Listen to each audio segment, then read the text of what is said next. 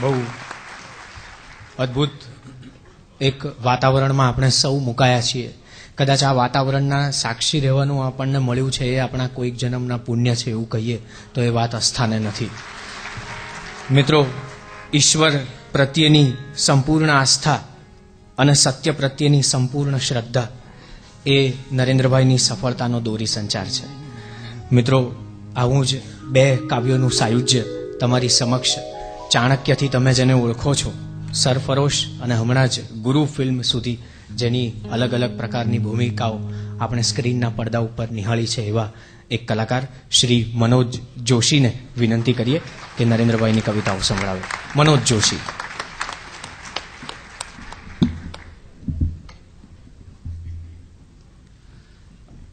કવિતાનું શીર્ષક છે પ્રાર્થના.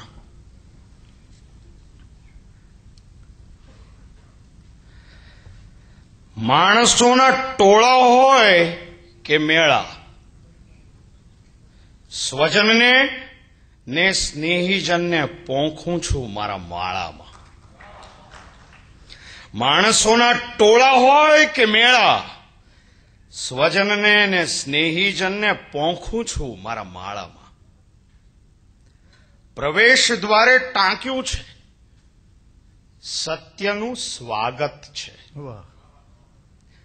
પ્રવેશ દ્વારે ટાંક્યું છે, સત્યનું સ્વાગત છે.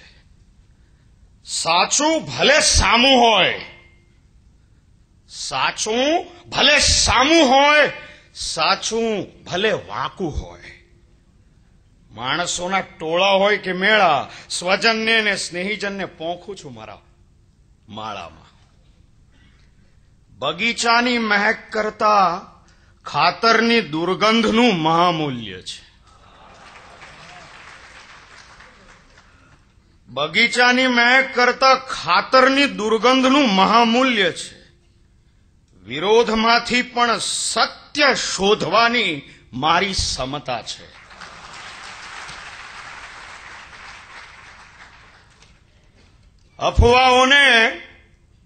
અફવાઓને ખંખેરી નાખવાનો વિવેક પણ છે.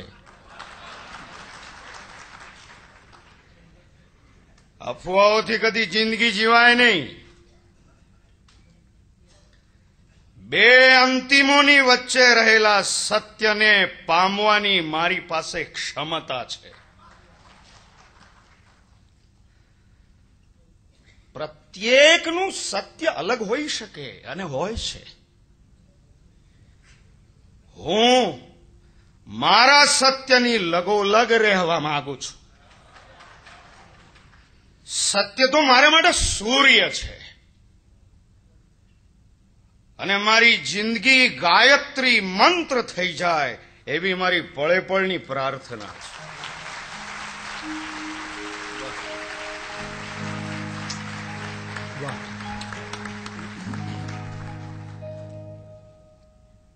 તસવીરની પાર. હું મારી તસવીરમાં છું અને નથી.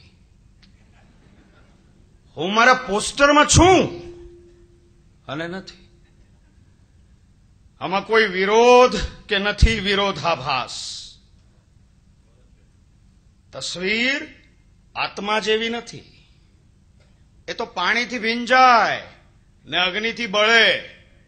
એ ભીંજાય કે બળે ત્યારે મને કશું ન થાય.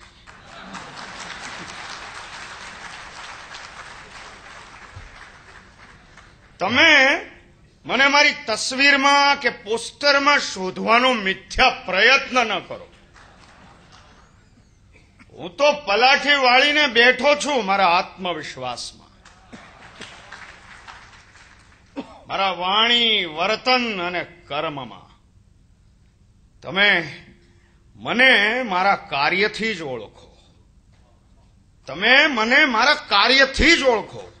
કાર્ય એ જ મારું જીવન કાવ્ય. કાવ્યમાં છંદની શિસ્ત છે, લય તાલ છે. બારણે ગીતાસાર, બારણે કર્મધાર. તમારા સૌને માટે અકારણ આર્દ્ર કુંવારું વાલ છે. તમારા સૌને માટે અકારણ આર્દ્ર કુંવારું વાલ છે.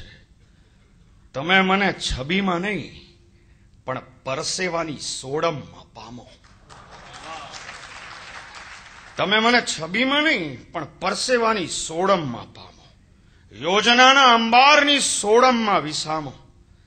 મારા અવાજના રણકાથી ઓળખો, મારી આંખમાં તમારું જ પ્રતિબિંબ છે.